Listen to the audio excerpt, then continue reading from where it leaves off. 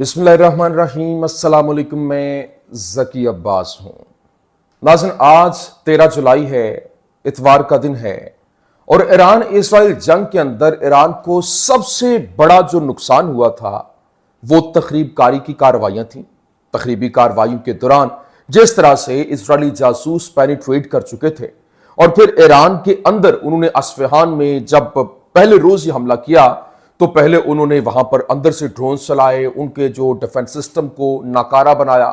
اس کے بعد وہاں پر حملہ ہوا اور بڑا زبردست قسم کا حملہ تھا، جس کے بعد تو یہ کہنے لگے کہ اب تو ایران کی کہانی ختم ہو چکی ہے۔ لیکن یہاں پر ایران کی جانب سے اس کے بعد جو سبق سیکھا گیا، اور ایران کی جانب سے پورے ملک کے اندر آپریشن شروع کیے گئے، جس کے بعد سے انہوں نے جو ان کے جاسوس ہیں ان کو پکڑنا شروع کیا۔ پہلے بڑی تعداد میں پہلے بھی گرفتاریاں ہوئی، لیکن ابھی جو ایران کی جانب سے خفیہ آپریشن کیا گیا ہے، اس میں ایران کی جانب سے 71,000 جو اسرائیلی جاسوس ہیں ان کو پکڑنے کے حوالے سے خبر نے تہلکہ مچا کے رکھ دیا ہے۔ ایران کی جانب سے یہ کیسے آپریشن لانچ کیا گیا، گزشتہ روز ابھی میں نے ولاگ کے اندر آپ کو ڈیٹیلڈ آپ کے سامنے رکھا تھا کہ کیسے اسرائیل کی جانب سے وہاں پر جو تہران کے اندر ایک کارروائی کی گئی اور وہاں پر ایک بلڈنگ اپارٹمنٹ کو نشانہ بنایا گیا اور کلیم کیا گیا کہ ایرانی آرمی چیف جو ہیں وہ جان کی بازی ہار چکے ہیں، وہ شہید ہو چکے ہیں۔ لیکن اس کی کچھ ہی دیر کے بعد جو ایرانی آرمی چیف ہیں وہ منظر عام پر آ گئے اور انہوں نے کہا کہ یہ صرف اور صرف پروپیگنڈا تھا، یہ جھوٹ تھا، کیونکہ وہ وہاں پر موجود نہیں تھے۔ اور ہاں، وہ جو سائلنڈر دھماکہ تھا اس نے پوری کی پوری عمارت کو اپنی لپیٹ میں لیا، لیکن وہ تمام تر پلاننگ جو ہے وہ دبردوس ہو گئی، وہ ناکام ہوئے۔ لیکن یہ جو ایران کی جانب سے خفیہ آپریشن کرتے ہوئے آج کیسے 71,000 جو اسرائیلی جاسوس ہیں ان کو پکڑا گیا، یہ بڑی اہم ترین سٹوری ہے، یہ آپ کے سامنے رکھنا ہے۔ اور پھر جو فلسطینی مزاحمت کی جانب سے آپریشن لانچ کیا گیا اور وہ وہاں پر حملے کر رہے ہیں، وہاں پر جو زیر زمین سے نکلتے ہیں، سرنگوں سے نکلتے ہیں، حملہ کرتے ہیں، دوبارہ سے سرنگوں کے اندر چلے جاتے ہیں۔ آج بھی جس طریقے سے فلسطینی مزاحمت کی جانب سے حملے کیے گئے اور 4 ان کے ٹینکس اور پھر 6 گاڑیاں جو ہیں ان کو نشانے پہ لیا گیا، متعدد ان کے فوجی جو ہے وہ نشانے پہ آئے، ہلاکتیں بھی ہوئیں اور پھر جو ہے وہ زخمی بھی ہوئے۔ یہ کیسے آپریشن لانچ کیا گیا، یہ بڑی اہم ترین سٹوری ہے، یہ بھی آپ کے سامنے رکھنا۔ اور پھر جو سامراجی جھوٹ ہے وہ پکڑا گیا، کیسے اسرائیل پروپیگنڈا کرتا ہے، اور ایکسیوس جو اسرائیلی ایک پیپر ہے، نیوز پیپر ہے، اس کی جانب سے جو جھوٹ پھیلایا گیا، ایک پروپیگنڈا کیا گیا، وہ بے نقاب ہوا۔ جس طرح سے خبریں آئی تھیں کہ جو روس ہے وہ اس نے ایران کو دھوکہ دے دیا، اور ہم نے بھی وہ رپورٹ اسی اخبار کا حوالہ دیتے ہوئے آپ کے سامنے بھی رکھی تھی کہ کیسے روس جو ہے وہ زیرو انریچمنٹ کے اوپر جو ہے وہ ایران کے خلاف کھڑا ہو گیا اور ڈونلڈ ٹرمپ کی حمایت میں کھڑا ہو گیا۔ لیکن آج وہ تمام کا تمام بھانڈا پھوٹ گیا اور روس کھل کر ایران کی مدد کو آ گیا، اور پھر اس نے کہا کہ یہ صرف اور صرف پروپیگنڈا ہے، یہ جھوٹ ہے، ایسی کوئی بات نہیں۔ اور وہ کسی طور پر بھی ایران کو افزودہ یورینیم کے حوالے سے یا پھر ان کی مکمل طور پر جو کہہ لیں کہ ہینڈز اپ کرنے کے حوالے سے وہ کہیں بھی ان کے ساتھ کھڑے نہیں ہیں۔ وہ یہ نہیں کہیں گے کہ وہ اپنے تمام تر جو ان کے منصوبے ہیں، جو ان کے جوہری ہتھیار کے حوالے سے دستبردار ہو جائیں، بلکہ وہ ان کی سپورٹ میں کھڑے ہیں۔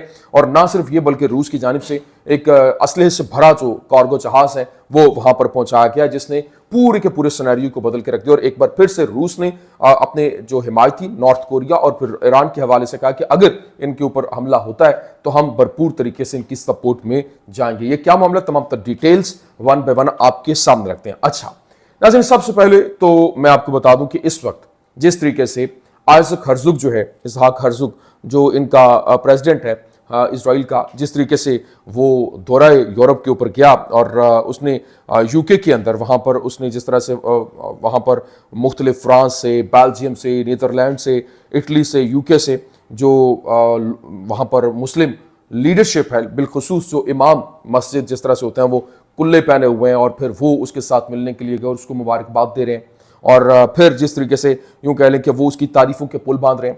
انہوں نے کہا کہ ہم جو آئرن ڈوم کے لیے خدا کا شکر ادا کرتے ہیں جو اسرائیل کی حفاظت کرتا ہے۔ یہ کون کہہ رہا ہے؟ اب یہ سنتے جائیں اور سر دھنتے جائیں کہ کیسے جو یہ جو امام ہیں، جو علماء ہیں، علماء تو نہیں کہوں گا، یہ نیم حکیم خطرہ جان اور نیم ملا خطرہ ایمان والا حساب ہے۔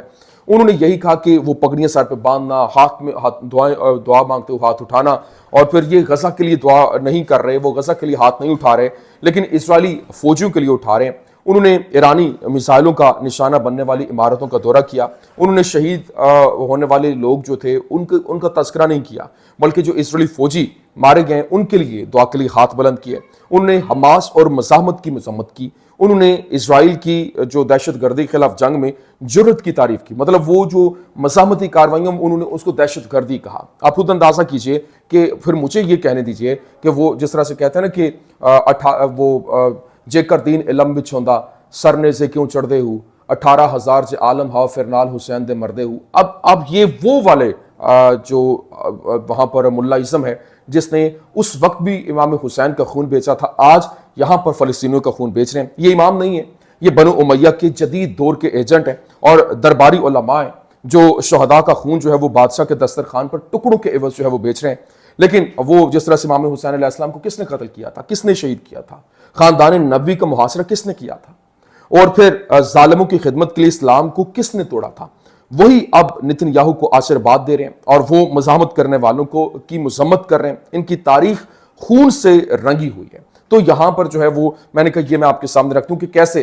ان کا گھنونا چہرہ جو ہے وہ بے نقاب ہو رہا ہے. یہ تمام تر جتنے بھی عرب ممالک ہیں وہ بھی اسی لپیٹ میں آتے ہوئے دکھائی دے رہے ہیں. یہ تو ابھی مختلف ممالک سے جو اسلامی ممالک تو نہیں ہے, لیکن یورپین کنٹریز سے جو مسلم ان کے لیڈرشپ ہے, امام ہے, وہ یہ معاملات ہیں. میں نے کہا یہ میں آپ کے سامنے رکھتا ہوں. لیکن اب آ جائیں ایران کے حوالے سے. جو میں نے کہا کہ ایران کی جانب سے اس وقت آپریشن کیا گیا اور خفیہ آپریشن کے دوران انہوں نے جس طرح سے کارروائیاں کی وہ کسی سے ڈکی چھپی نہیں ہے. ایران کی انٹیلیجنس نے تہران کے اندر اسرائیل کے موساد کے زیر انتظام جو ڈرون بنانے والی جو دوسری خفیہ تنصیب ہے اس کا بھی پردہ فاش کر لیا, اس کو بھی جو ہے وہ پکڑ لیا, اور حکام کا کہنا ہے کہ متعدد افراد کو حراست میں لیا گیا اور ہائی ٹیک ڈرون کے اجزاء کا ذخیرہ جو ہے وہ بھی ضبط کر لیا گیا. جبکہ ایران نے اسرائیلی فنڈ سے چلنے والی جو ایران انٹرنیشنل ٹیلی گرام چینل کو ہیک کر لیا اور ایران سے مواد فراہم کرنے والے 71,000 افراد جو ہیں ان کی نشاندہی کے بعد ان کی گرفتاریاں شروع ہو گئی ہیں. اور یہ وہ لوگ ہیں جو ایران سے گپت وہ مواد جو ہے وہ فراہم کر رہے تھے, تصاویر ویڈیوز وہ بھیج رہے تھے سینسٹیو مقامات کے حوالے سے. اب ایران میں دشمن نیٹ ورکس کے ساتھ کام کرنے کی سزا جو ہے وہ 25 سال قید ہے, اور یہ بھرپور طریقے سے انہوں نے یہ آپریشن لانچ کیا. ابھی گزشتہ روز انہوں نے پہلے وہ کارروائیاں ان کی ناکام بنائی اور زبردست قسم کا ریٹیلیٹ یہاں پر کرتے ہوئے دکھائی دیے. تو میں نے کہا یہ بھی آپ کے سامنے رکھتے ہیں. دوسری جانب اس وقت غزہ پر حملے میں جو حصہ لینے والے 20,000 اسرائیلی فوجی ہیں اب وہ PTSD میں مبتلا ہو رہے ہیں, اور یہ چینل 12 جو عبرانی چینل ہے اس کے مطابق ان کی تعداد جو ہے وہ دگنی ہونے کی امید ہے. جب آپ عام شہریوں پر بمباری کرتے ہیں تو پھر آپ کے جو ذہنی طور پر نفسیاتی طور پر وہ اب بیماریوں کا شکار ہوتے ہیں. یہ جو PTSD ہے آپ کے ذہن میں آ رہا ہوگا یہ PTSD کیا ہے. PTSD basically post traumatic stress disorder ہے.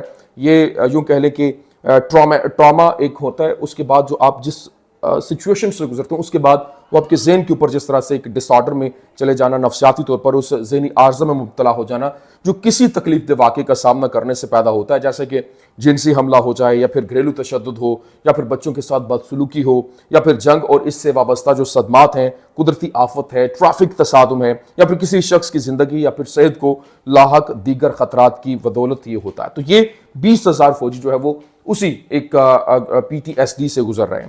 لیکن اب جو عبرانی میڈیا نے آج غزہ کی پٹی کے اندر ایک مزاحمتی جنگجو کے حوالے سے رپورٹ کیا اور بتایا کہ اس جنگجو نے دو جو مرکاوا ٹینک ہیں ان کو نشانہ بنانے کی فوٹیج جو ہے وہ جاری کی. پہلا یاسین 105 کے ساتھ اور دوسرا شواز دھماکہ خیز ڈیوائس جو ہے اس کے ساتھ حملہ ہوا اور اس کی ویڈیو جو ہے وہ بھی سامنے آ گئی. دوسرا پھر مزید جو 2 اور ٹینکس ہیں ان کو نشانہ بنایا گیا. عبرانی چینل کان جو ہے وہ رپورٹ کر رہا ہے کہ آج دوپہر شمالی غزہ کی پٹی میں فوجی سرگرمی کے دوران ایک فلسطینی بندوق بردار عمارت کے ملبے سے نکلنے میں کامیاب ہوا اور اس نے 401ویں برگیڈ سے تعلق رکھنے والے جو مرکاوا ٹینک کی طرف دھماکہ خیز مواد پھینکا, پھر پیچھے ہٹ گیا. یہ جو ویڈیو ہے 2 ہفتے قبل شروع ہونے والے ایک نئے رجحان سے متعلق ہے اور اس کی نشاندہی کرتی ہے, اور عسکریت پسند میدان میں زیادہ ہمت اور سرگم دوبارہ سے ہو چکے ہیں.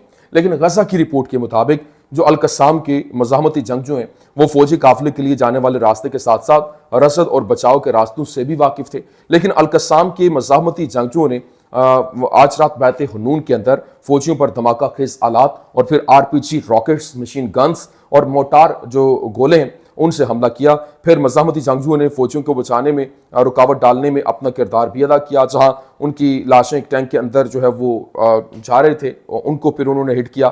جو فلسطینی مزاحمت کی طرف سے پیشگی تیار کی گئی بارودی سرنگ کے اندر جو ہے وہ گر گیا تھا. تو یہ ایک ایسا سینیریو جس نے ایک عجیب سا کیاس اسرائیل کے اندر کریٹ کر دیا. پھر اسرائیلی آرمی چیف جو کہ اتمار بین گویر جو ان کا وزیر ہے, اس کو وہ چیلنج کر رہا ہے. اس نے کہا think you are a tough guy, تم یہ سمجھتے ہو کہ تم ایک بڑے ٹف اور بڑے سخت جان ہو, گو فائٹ ان غزہ, جاؤ اور غزہ میں جا کر لڑو.